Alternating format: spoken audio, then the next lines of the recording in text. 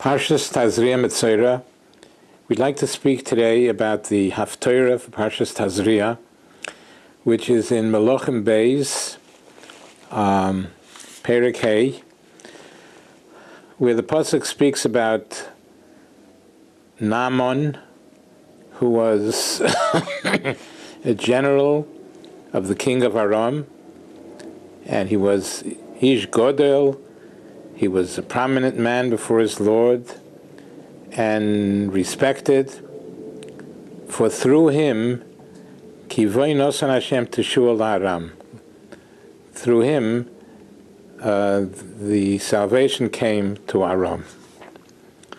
For Ish Hoya Gibar Chayil, he was a great warrior, and he was a Metzora. He afflicted with leprosy.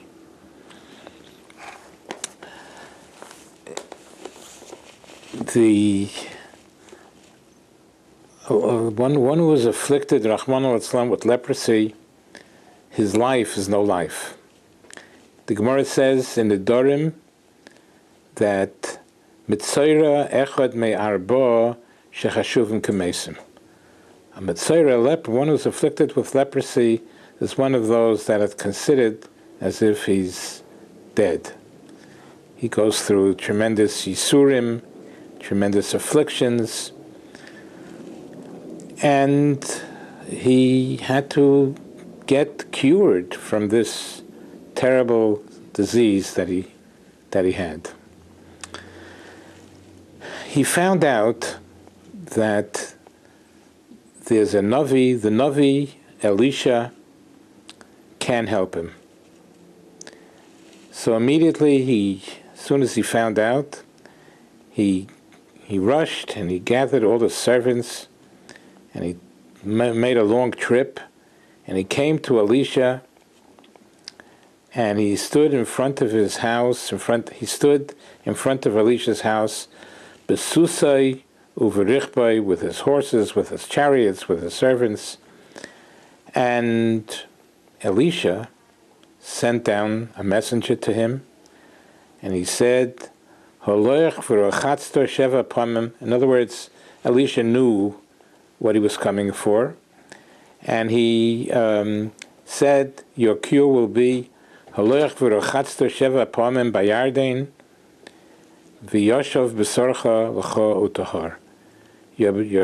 skin will become cleansed, you will be cured.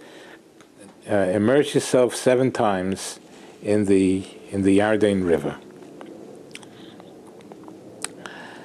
All of a sudden, what would any normal person do if he heard something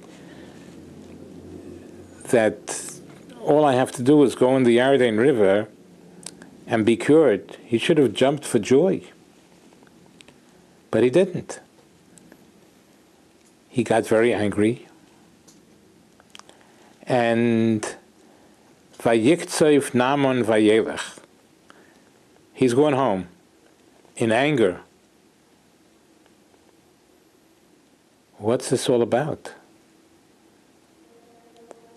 And he's going home, continuing to suffer with his disease. What's this all about? And the pasuk continues, he himself explained. And he said, I thought, Elai Yetzei Yotzai, I thought that Elisha, the Navi, would come down to him, and because I'm such a Gibar Chayil, I'm such a prominent man, and I want the cover that Elisha should come down to me, and I would have wanted Elisha to come and wave his hands at me on the spot where I'm sick, and then a miracle would be performed. All he says is go into dip yourself into the Jordan River. I have better rivers than that in Aram. I have rivers that are better than the Jordan River. And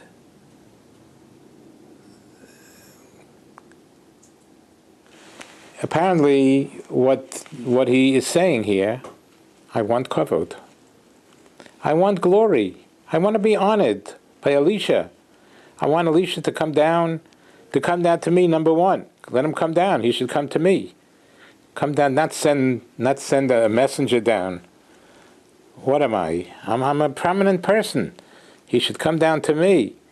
And he should perform miracles, put his hand over me, and he wants kavod. But the question is, so because he doesn't get the kavod, he wants to go back into suffering? Does it make any sense?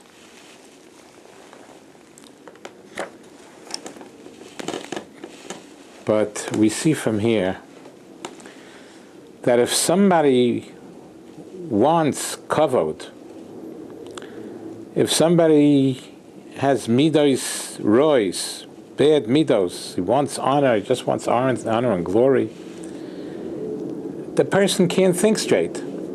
He can't think straight anymore. All I want is kavod. That's my primary concern right now. I want to be honored. Who cares about being honored? You'll be cured. You won't be sick anymore. Isn't that more important? No. The head doesn't function. If a person is subjected to, if he has this desire within him, I must have kavod, I must have kavod, I must have kavod, I must have honor, I must have glory. He doesn't think that, and if you don't get it, isn't it simple? If you don't get it, if you don't get the kavod, you want to go back and suffer? It doesn't make any sense.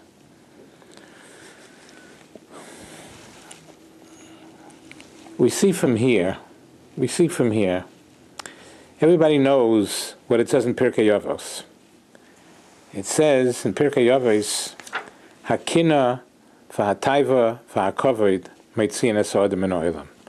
If somebody is jealous, I can't take that my friend has something and I don't have it.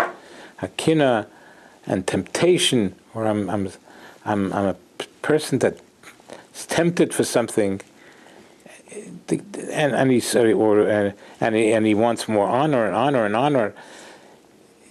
This person doesn't function normally. You see what Naaman did. He'd rather go home and be sick for the rest of his life when he has the 1 in a million chance here to listen to the prophet, to listen to the holy prophet Elisha. That's what it says in Pirkei Avos. Hakina v'hataiva v'hakavod meitziin es ha'adam min ha'olam.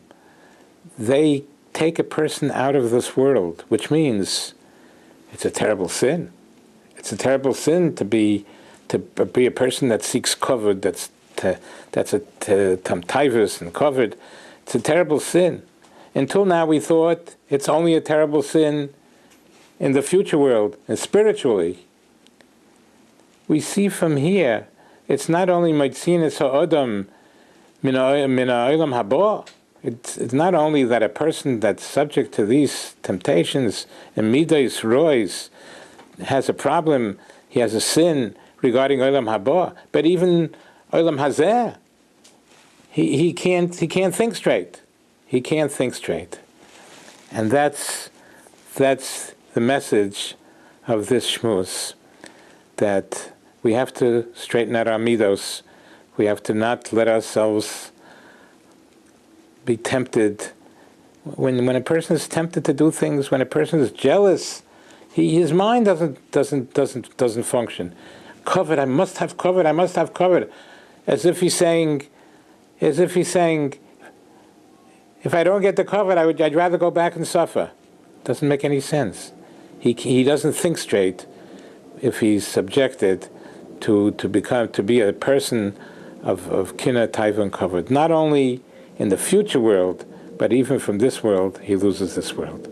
The Eibishter should help us. We should be zeicha to straighten out our midos, not to be jealous of other people. Hashem gave it to the other person because Hashem wants him to have it. Kavod,